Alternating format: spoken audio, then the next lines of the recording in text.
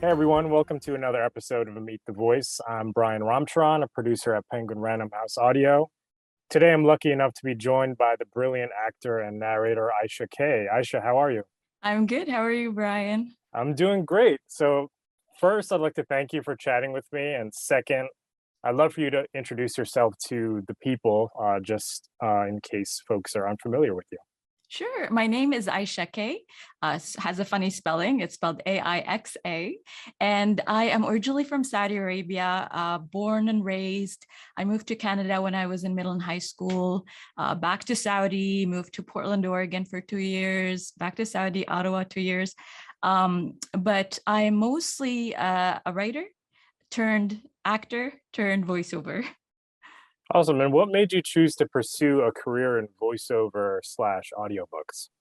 I it's My journey was a little bit different from a lot of people. I know there's a lot of people who do acting and then turn to voiceover. Mine was I started with voiceover and just taking a little detour here. I grew up in Saudi Arabia in a time that was very conservative. And so specifically when it comes to man-woman relationship, and I think growing up in that environment, there's a lot of relationships that happen with people get to know each other through the phone, and you start to learn to be very sensitive in your hearing, and you draw entire characters and people and things that you see through what you hear on. And so I think I really love sound. I love imagination and things that come through with it. And my mom used to be a narrator and a storyteller, so she writes children's books and she tours around and she reads stories for children, and I used to go along with her. And so all of that has always made me so interested both in voice and in telling stories to other people and witnessing firsthand how it lights up their eyes and makes them very curious about what you're saying.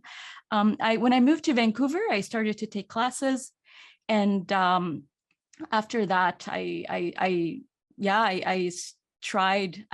My attempts were not very successful in the beginning. So, being that you're a Saudi woman that migrated to North America, how has that affected your experience in the audiobook industry? In the beginning, I was taught by teachers that mostly work in the Vancouver industry, in video games, commercials. And so having an accent and coming from somewhere else was a bit of a deterring factor.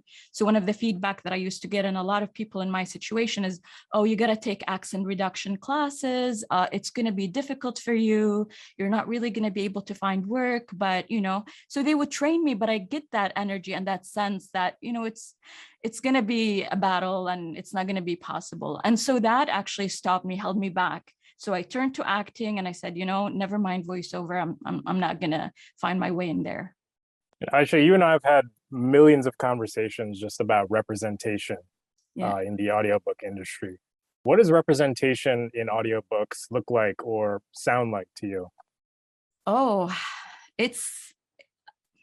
I think with narration, it is so critical to have the narrator really come from the emotional life of the writer. So if I were to just sum it up, a narrator, I think, needs to stay away and allow the listener and the author to be sitting in one room together. And in order to do that, you have to do two things that seem very conflicting with each other. You have to pull somebody in to keep them staying, and you also have to stay out of their way. When you are part of the emotional life and memory of the author themselves and where they come from, let's say, whether they come from an Arabic speaking country, from India, from China, wherever it is that's been translated to English, you need to not make a big deal about certain words that might come from that specific place. You don't need to be a little bit confused. You really need to just, from an inner place, understand.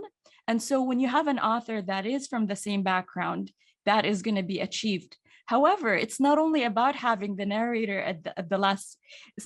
In order for representation to happen, you need to have all the previous steps make that possible.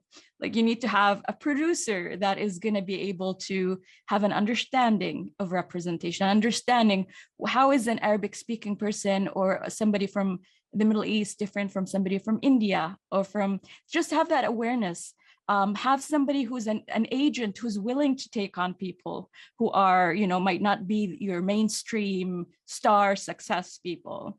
Have trainers and coaches that are able perhaps to assist somebody in their beginnings without asking them for a lot of money. So representation really takes a village, takes organizations that have visions of making that change possible for the end user, the listener, the client, to actually be fulfilled and satisfied from very, very good quality products. So Aixa, I was lucky enough to mentor you in our Narrator Mentorship Program. Can you speak on how your experience was in our Narrator Mentorship Program? How has it helped you? Amazing. Glad to hear it. Brian, one thing I learned from you is that we put a lot of emphasis sometimes about technical training. And a lot of us just keep going back to classes, going back to school, which is good. But one of the main elements that you so beautifully did during our mentorship is that you simplified it. You brought it down to the basic. And you never, even when I have had the most doubt and questions about, oh, am I going to be able to do this or do that? You're like, Aixa, everything that you need is done for you on the page. All you have to do is read the words. And in the 30 hours I spent recording an audiobook during the time you're mentoring me, every time I just felt like I was, falling into pieces.